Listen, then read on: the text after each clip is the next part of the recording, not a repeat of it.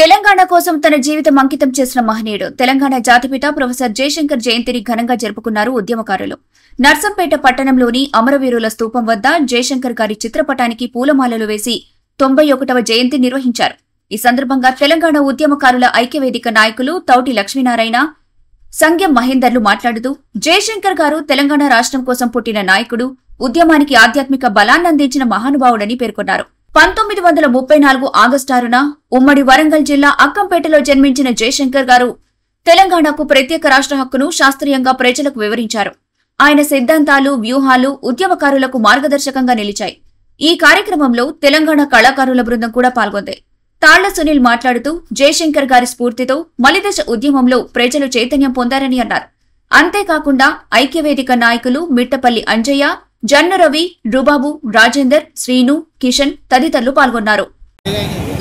తెలంగాణ జాతి పిత professor Jayashankar sir 91వ జయంతి సందర్భంగా ఈరోజు నర్సంపేట దగ్గర ఘనంగా జయంతి నిర్వహిస్తున్నాం.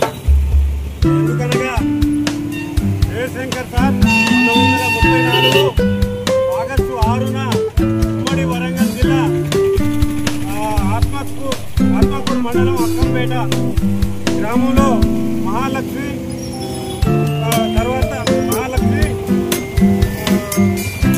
కాంతారావు దంపతులకు పుట్టినటువంటి ఈ ప్రొఫెసర్ జయశంకర్ సార్ తెలంగాణ రాష్ట్ర సాధన కోసం నిధులు అనే నిధులు నియామకాల గురించి రాష్ట్ర సాధన కోసం అనేక త్యాగాలు చేసి ఆయన వీరమరణం పొందారు.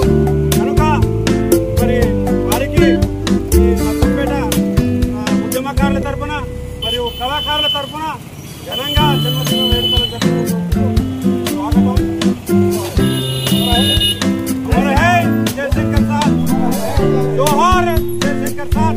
మరిన్ని అప్డేట్స్ కోసం మా ఛానల్ ని సబ్స్క్రైబ్ చేయండి.